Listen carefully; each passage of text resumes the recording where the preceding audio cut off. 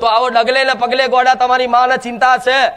તમે જેમ પોતાનું ઘર લેવા માટેની એક ચિંતા કરતા હોય ને, તો પોતાની માને તમારી કુળદેવીને તમારી ચિંતા હોય કે દીકરો એક વખત મારી બાજુ સન્મુખ થઈ જાય ને, તે ઘર માગે છે આટલું અને હું મેલ બોધાલું, એ માગે છે આટલું પણ મારો તો મેલ બોધેલો છે।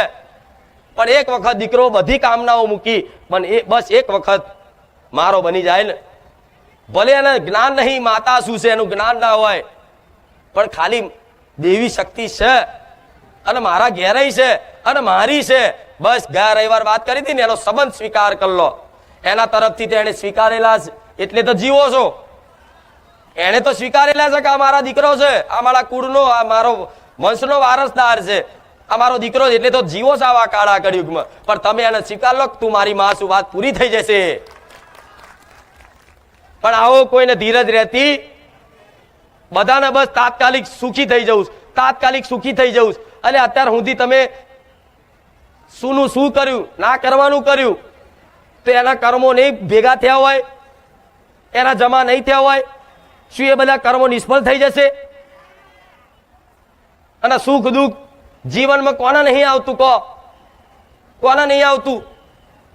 સુખ દુઃખ પરિવર્તનશીલ છે। રોજ કહું છું કે ઘડીક સુખ ઘડીક દુઃખ, ઘડીક સુખ ઘડીક દુઃખ, આ ચાલતું જ રહેવાનું આખી જિંદગી।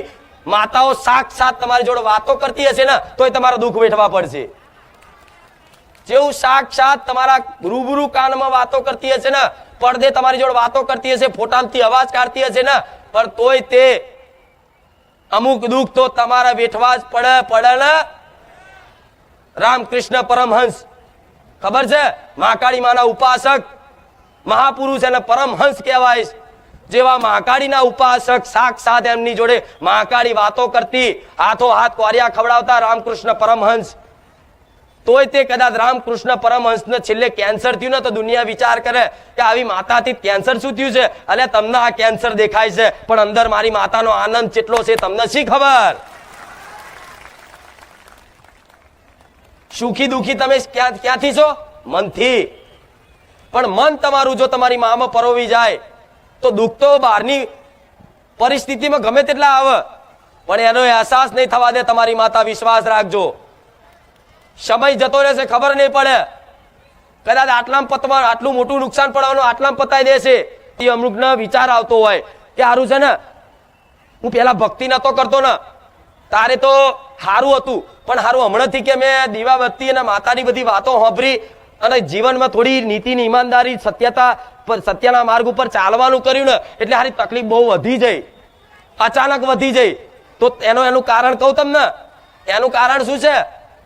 એનું કારણ એક જ છે કે તમે જેવા ધરતી પર કર્મ કર્યા છે એવા કર્મનું ફળ તમને મળે ને। આ વિધાન છે, ભગવાનનો બનાવેલો નિયમ છે। જેમ કાનૂનના નિયમ કેવા હોય છે,